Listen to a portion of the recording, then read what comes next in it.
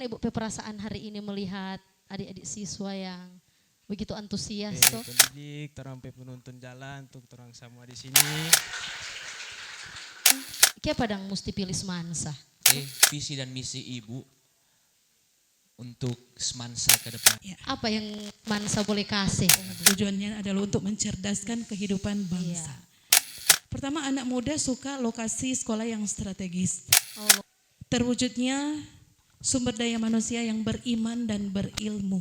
kita mungkin sangat jarang ketika ada pemimpin yang terbuka seperti ini. Ekstrakurikuler di SMA Negeri 1 Tondano itu banyak.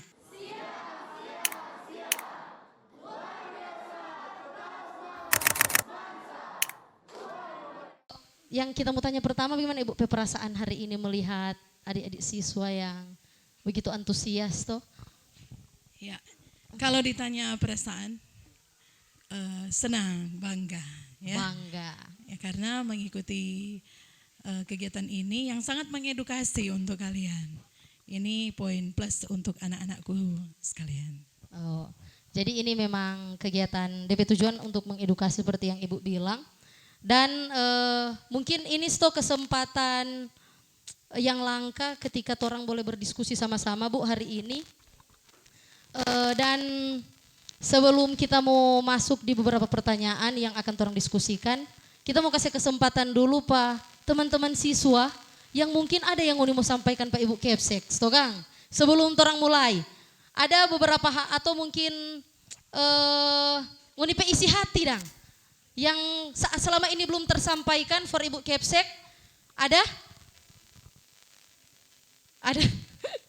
Ya, hening. Ada atau enggak ini? Enggak perlu malu Kang Bu. Ibu Kepsek ini sangat terbuka dengan, apalagi kalau ada anak-anak yang suka ada yang ingin disampaikan. Silakan, torang kasih kesempatan teman-teman sebelum torang masuk di diskusi dengan Ibu Kepsek, kalau ada yang ingin disampaikan, boleh angkat tangan. Nggak usah takut, nggak usah malu karena orang di sini kan sama-sama belajar Kang Bu. Kesempatan for ngoni belajar. Ada? Ah malu-malu ngoni no. Nggak dapat saldo dana jadi Nggak dapat saldo dana. Oh ya sudah, kalau ada yang mau sampaikan suatu Ibu Kepsek kita kasih saldo dana. Kalau tadi Kak Edgar, boleh. Kalau tadi Kak Edgar, sekarang kita kasih saldo dana. Saldo dana sudah berdiri sana. Ada? Mana? Ini kan rata-rata pengurus OSIS toh? Atau ketua OSIS, ada ketua OSIS? Ada kegiatan. Oh ketua OSIS ada kegiatan Kang. Terundang di Bawaslu kemarin. 3 hari karantina. Oh ada 3 hari karantina karena ada undang di Wakil ketua Bawaslu. OSIS. Ada yang ingin mau disampaikan ke Ibu Kepsek? Tadi di bagian belakang ada yang soal angkat tangan. Di bagian belakang so ada yang angkat tangan. Mark. Oh Mark kata Ibu, Mark Kang. Silakan Mark. Boleh langsung maju di depan sini, perkenalkan nama, kelas. Silakan.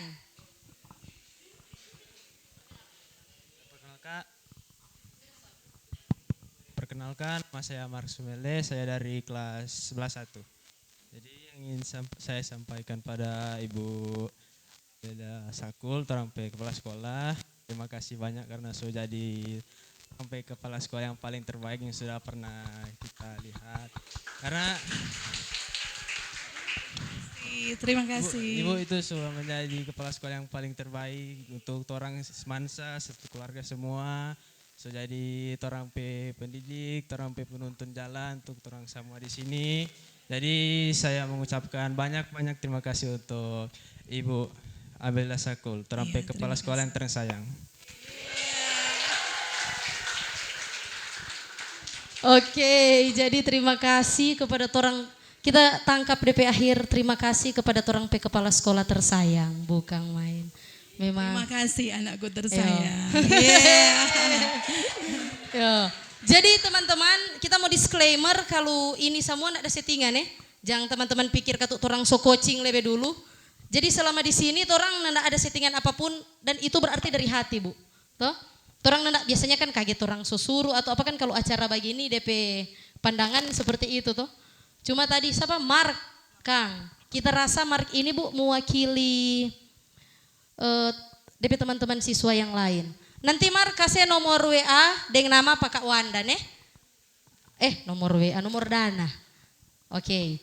Jadi DP pembukaan bagus sekali membuktikan bahwa memang Ibu Kepsek ini sangat disayang oleh siswa Kang. Kedekatannya dari hati ke hati, Kang. Iya betul. Dan ini mungkin kita mau orang kasih kesempatan Ibu Kep sedikit berbicara tentang profil atau mungkin seberapa lama mengajar di sini sebelum jadi Kepsek dan juga mungkin aktif di organisasi lain selain menjadi kepala sekolah. Ya silakan. Iya, terima kasih. Jadi saya diangkat PLT Kepala Sekolah SMA Negeri 1 Tondano per 2 Juli 2024 tahun kemarin. Oh, tahun lalu Kang. Iya. Dan sebelumnya memang guru di SMA Negeri 1 Tondano sebagai wakil kepala sekolah urusan kurikulum sebelumnya.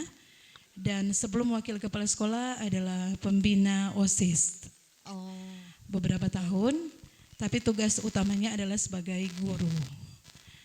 Tahun kemarin karena ada kebijakan untuk pengangkatan kepala sekolah itu harus dari guru penggerak. Oh ya.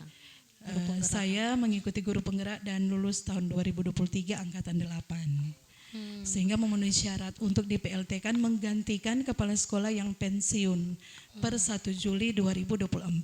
Oke.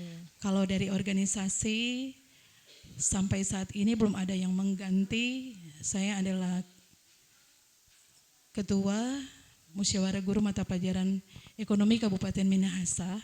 Oke. Dan juga sebagai bendahara MGMP Mata Pelajaran Ekonomi Provinsi Sulawesi Utara.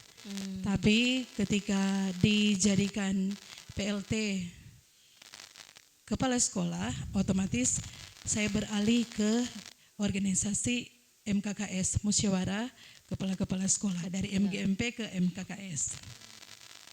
Itu untuk organisasi yang ada di bidang pendidikan. Pendidikan. Kalau di luar pendidikan, Ya, organisasi masyarakat misalnya, Ya. atau keagamaan, itu kan banyak. iya. Puji Tuhan, Ya. oleh Tuhan dipercayakan menjadi pelayan di jemaat kami. 3 periode sebagai pelayan anak, penatua anak. 3 periode, Iya. 15 tahun kurang lebih Kang Bu. Hampir, karena kan untuk periode ini akan berakhir 2026. Oh iya. Dan untuk periode ini kan sudah 4 tahun, jadi tidak 15 tahun. Oh oke. Ya, jadi dipercayakan banyak hal, berarti harus mempertanggungjawabkan segala tanggung jawab yang diberikan untuk kemuliaan bagi nama Tuhan. Oke, luar biasa sekali. Jadi Ibu Kepsek ini selain ada tanggung jawab sebagai kepala sekolah, kan ditanggung jawab di luar juga banyak. Dan sampai hari ini Ibu Kepsek masih sempatkan hadir di sini, merupakan satu rasa syukur bagi kami ketika Ibu menyempatkan waktu, kasih orang kesempatan sama-sama berdiskusi di tempat ini. Nah, Bu, ini kita semua tanya mungkin lebih dalam, Kang. DP pertanyaan pertama, kenapa dang mesti pilih semansa? Tuh. Ya. Apa yang mansa boleh kasih sehingga siswa mesti pilih semansa? Ya, sebenarnya ini ditanya kepada yang akan datang ke Semansa ya. Tapi kami pasti ada evaluasi. Kenapa memilih Semansa? Yang untuk tahun ini full kuota untuk kelas 10. Ya, tidak bisa ditambah lagi karena kuota yang dibuka hanya 5 kelas dengan jumlah 180 pendaftar, dan untuk tahun ini lebih pendaftarnya. Bahkan untuk siswa baru pun belum bisa ditambah untuk kelas 10, kecuali kelas 11 dan kelas 12, tapi tidak bisa membuka rombel baru. Kami mengevaluasi alasan kenapa ada peningkatan untuk minat masuk di SMA Negeri 1 Tondano. Pertama, anak muda suka lokasi sekolah yang strategis. Oh, lokasi. Ya, kita berada di pusat kota Tondano yang untuk alat transportasinya mudah didapat. Walaupun ada anak-anak kami berasal dari pinggiran danau, ada yang dari pinggiran pantai kalau Tondano bilang ya. Ada juga yang dari Suluan, Tanggari, tapi mereka suka sekolah di sini. Alasan akademik juga adalah karena SMA Negeri 1 Tondano waktu akreditasi tahun 2023 mendapat predikat A unggul dengan nilai 97 dan itu tertinggi di Minahasa. Oh, seminahasa tertinggi. Oh, bukan main. Di Sulawesi Utara itu ranking 2 untuk akreditasi karena kebetulan kami juga adalah panitia ketika akreditasi sekolah. Tapi juga kenapa banyak yang minat ekstrakurikuler di SMA Negeri 1 Tondano itu banyak, menawarkan banyak ekskul dan bebas dipilih oleh setiap siswa. Tapi kami mewajibkan minimal dua Minimal untuk dua, Kang. tiap siswa. Per siswa Kang. Bu. Iya, Jadi DP Ekskul di sini banyak, Kang. ya banyak. Tambah lagi selain akademik, selain ekskul, fasilitas yang ada di sekolah kami juga sangat lengkap. Bahkan ada alumni yang kalau sore-sore datang main basket atau karena kami memiliki fasilitas olahraga yang lengkap untuk lapangan basketnya. Tapi juga untuk ekskul yang lain. Ada lapangan voli lagi. Ada Kang. lapangan voli. Iya. Nah, mungkin sedikit pertanyaan dari kita, Bu. Maaf ini ke kiri, ke Oh, boleh, kanan. boleh. Oh, nah, Oke.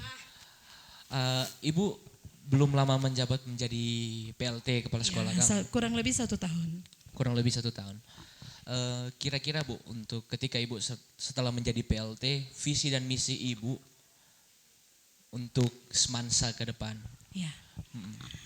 Sebenarnya pendidikan itu harus berpedoman pada Undang-Undang Dasar 1945. Tujuannya adalah untuk mencerdaskan kehidupan bangsa. SMA Negeri 1 Tondano memiliki visi terwujudnya sekolah yang unggul, cerdas, berkarakter, dan berdaya saing global. Dan itu yang menjadi visi saya sebagai kepala sekolah juga. Iya. Tapi ada penekanan untuk visi sebagai kepala sekolah adalah terwujudnya sumber daya manusia yang beriman dan berilmu untuk bisa berdaya saing dimanapun mereka berada. Oke. Jadi sesuai amanat undang-undang. Sesuai amanat Sesuai undang-undang. amanat undang-undang mencerdaskan kehidupan bangsa. Kehidupan bangsa. Mar, ini Bu, Ibu petentangan selama menjabat. Kan pasti orang tahu bersama namanya mengurus satu lembaga pendidikan, pasti ada petentangan besar sekali kan. Iya pasti. Tantangan yang Ibu rasa paling berat Ibu melewati. Mungkin boleh sharing deng anak-anak supaya dorang ya sedikit mengerti lah. Kira-kira apa? Iya. Memang kalau dari segi tantangan adalah lebih kepada ketersediaan sumber daya manusia. Jadi mengarah pada kompetensi guru dengan adanya kebijakan-kebijakan terbaru. Jadi itu tantangan dengan anak didik yang ada di masa canggih sekarang ya. Bahkan bukan lagi 4.0, so 5 ya. Jadi mau tidak mau sumber daya manusia dalam hal ini guru harus juga berkembang bersamaan dengan kebutuhan anak zaman now. Oleh karena itu, menjadi tantangan dari sekolah adalah tetap mempersiapkan tenaga guru untuk mendidik dan mengajar anak-anak yang ada di SMA Negeri 1 Tondano. Untuk pelatihan-pelatihan yang diberikan secara dinas itu memang tidak selalu ada. Tapi selalu saya katakan untuk melakukan atau melihat peluang untuk bisa secara mandiri mengikuti pelatihan. Walau belum ada di pertanyaan itu supaya saya tidak lupa. Iya, Ada langsung. guru mata pelajaran bahasa Jepang yang bulan kemarin melihat peluang ini untuk peningkatan kompetensi dan dia mendaftar untuk mengikuti pelatihan di Jepang. Kemarin mendapat berita lulus untuk mengikuti pelatihan ke Jepang mulai pada bulan Oktober. Jadi sebenarnya tantangan ini sekalipun ada, tapi oleh guru-guru SMA Negeri 1 Tondano sudah bisa membaca peluang untuk mengatasi tantangan zaman sekarang. Itu pertama dari sumber daya. Kemudian yang bisa saya katakan juga adalah lingkungan sekitar dari anak didik kami. Itu tantangan. Karena di dalam rumah mereka dididik, saya percaya. Di sekolah juga kami mendidik, mengajar. Tapi keluar mereka akan bersosialisasi dengan teman-teman mereka. Tidak bisa kami jaga juga ya. Untuk ada pada jati diri seorang siswa yang berkarakter ternyata dipengaruhi juga dengan lingkungan sekitar. Iya. Jadi itu Sepakat. tantangan. Betul. Tantangan dari sekolah.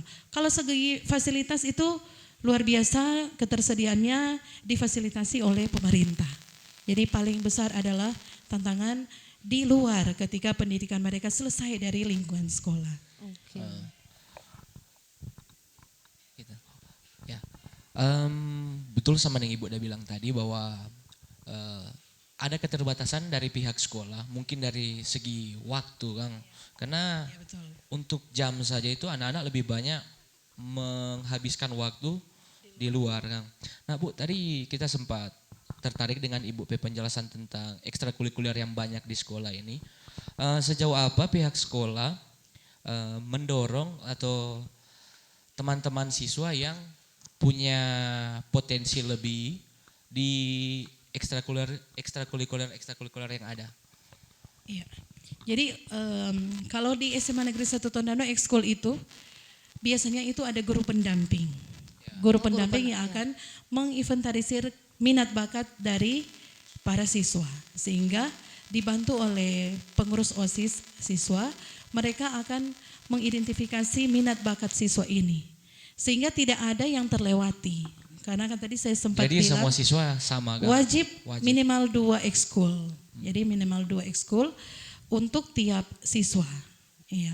Jadi apapun pilihan mereka, ketika fasilitas dan tenaga guru pendamping di sini ada, maka bakat minat mereka pasti akan tersalur. Pasti akan tersalur. Mar, Iya. ini Bu, mungkin sejauh ini efektif enggak ini ekstrakurikuler for siswa yang atau mungkin boleh sebutkan beberapa ekskul Jo dulu yang ada di sini. Itu sangat efektif.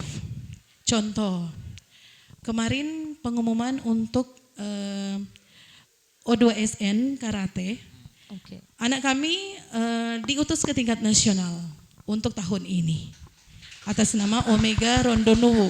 Ada di dalam sini ya? Ada Omega, Omega enggak ada. Omega enggak ada ya? kemudian ini ada Lorin. Lorin ada di ruangan Iya. sini. Juga Lorin. atlet. Ayo Lorin berdiri. Iya, ini atlet karate, Atlet karate. yang sudah sangat banyak. Ibu tidak bisa menyampaikan berapa banyak medali yang Medali, diraih iya. oleh anak kami ini. Itu untuk olahraga. Guru pendamping untuk kolintang, Bapak Verzilio ada di bagian belakang. Kemarin meraih juara yang dilaksanakan oleh Bank Indonesia. Boleh berdiri Pak Verzilio. Nah, tingkat provinsi diberikan hadiah karena bisa membimbing anak-anak mengikuti lomba kolintang. Bahkan band juga, band SMA Negeri 1 Tondano mendapat penghargaan di tingkat provinsi. Ya. Juga ekskul-ekskul lain ada banyak. Ya, ekskul wajib itu adalah pramuka. Jadi kami seperti yang dilihat wajib ketika hari ini juga diperingati Hari Pramuka yang ke-64 di tahun 2025. Aktif pramuka ya. Pramuka Semansa kan tuh dari zaman Jo kita memang so aktif sekali, no, Bu. Betul, iya. Nah itu, jadi kita sepakat Ibu dengan adanya ekskul-ekskul ini di sekolah membuat siswa lebih banyak menghabiskan waktu, Iya, betul. aktivitasnya di sekolah. Iya. Jadi mengurangi potensi kejadian-kejadian yang tidak diinginkan. Betul. Ketika ada orang pulang rumah atau bergaul di lingkungan kalau orang bilang negatif lah, mengurangi. Itu jadi kita harapkan juga dari pihak sekolah ke depan itu lebih mengkoordinir dan lebih menjaga ekskul supaya lebih berjalan dengan baik. No? Nah mungkin Kang. Ya memang tadi Lorin dan itu cuma satu yang Ibu sebutkan Kang, Belum belum yang tuh lain. lain. Sebenarnya. Belum tuh Belum yang lain. lain. Kalau Ibu mau sebutkan nggak cukup tompe waktu ini. Betul. Tuh. Soalnya ada di list pertanyaan mau tanya DP prestasi, pas kita cari-cari info kok Kak Edgar ada banyak sekali. Orang belum hitung tuh yang dari Kak Edgar Pejaman, toh. Baru zamannya yang ibu jadi kepsek yang kurang lebih berapa tahun? Kurang lebih 1 tahun. Kurang lebih 1. Mar mengajar ibu berapa tahun di Semansa? Dari 2005. 2005. Ini Edgar mantan siswa. Mantan Iya, Edgar alumni. Alumni. 2005 lahir tahun berapa Ngoni? Berarti ibu tua. Jadi Ngoni belum lahir, ibu ini mengajar di SMA Negeri 1 Tondano. Jadi jangan macam-macam ya. Bu, bagaimana ya sekolah menindak siswa-siswa yang mungkin DP pandangan dorang malas sekolah atau banyak melanggar aturan? Itu pasti ada tuh di setiap sekolah. Bagaimana sih dari sekolah menindak siswa? Di SMA Negeri 1 Tondano ada SOP. Jadi untuk menindak siswa itu tidak langsung diberikan sanksi, misalnya skors atau tindakan-tindakan pembinaan, ya. Biasanya itu kalau baru awal atau 1 kali itu diberikan pembinaan. Memang untuk catatannya itu ada di rekap, sehingga kalau sudah lebih dari 3 kali berarti kita harus kerjasama dengan orang tua. Jadi orang tua akan terundang untuk membersamai siswa yang melakukan pelanggaran. Oke. Buat pernyataan. Kalau masih terjadi lagi, sampai pada batas kami akan membuat keputusan, maka orang tua itu sejak dipanggil pertama akan menandatangani siap menerima sanksi yang diberikan oleh pihak sekolah. Jadi sebenarnya tidak langsung dengan tindakan. Jadi ada pembinaan lebih dulu. Ada pembinaan lebih Karena dulu. mendeteksi juga anak yang terlambat itu penting. Alasannya apa?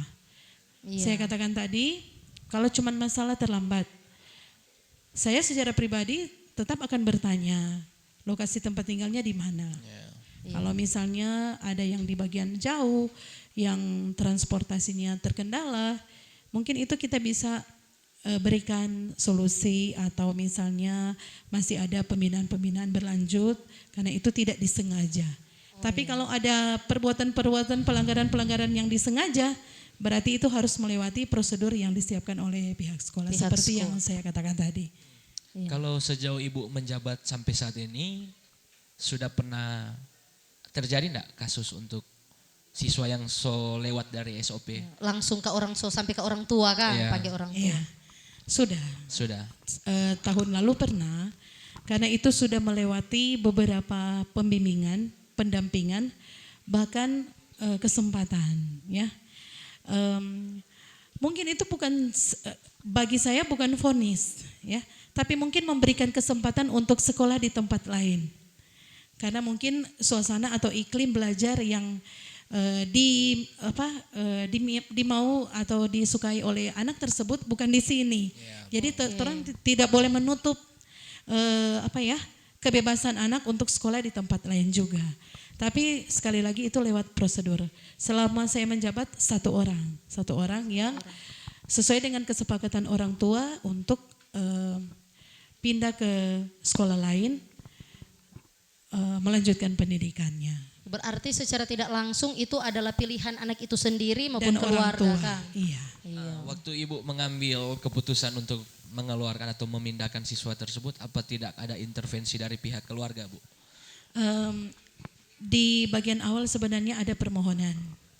Tapi orang tua juga paham ketika kami memberikan beberapa kali kesempatan dan memang anak juga sudah bersedia untuk pindah, maka pada akhirnya orang tua tetap setuju.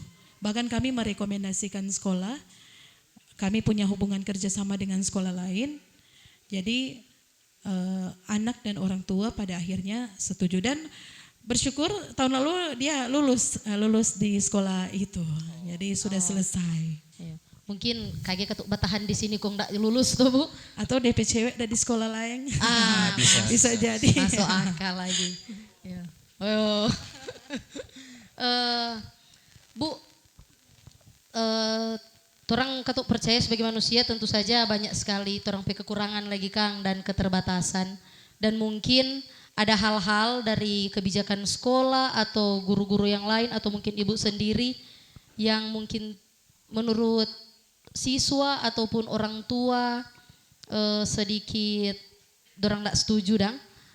Bagaimana dari pihak sekolah menanggapi kritik dari siswa maupun orang tua terkait kebijakan misalnya?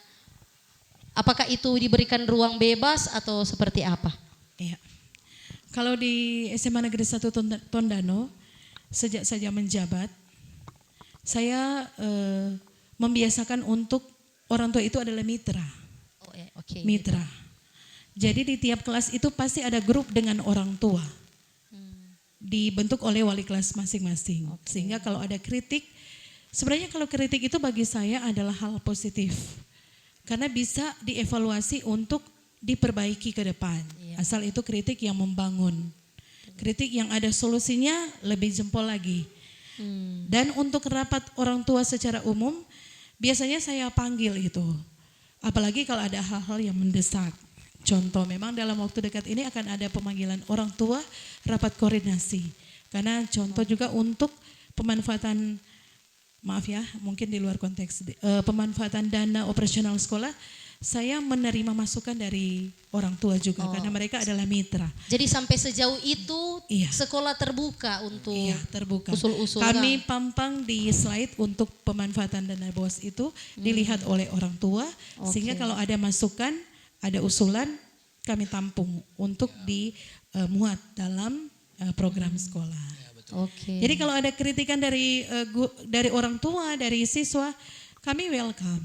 Anak-anak mungkin tadi ketika ditanya apa yang akan disampaikan ke kepala sekolah, bukan mereka takut, bukan mereka malu, tapi mereka sudah terbiasa. Bahkan ruangan saya itu anak-anak bisa masuk, ya.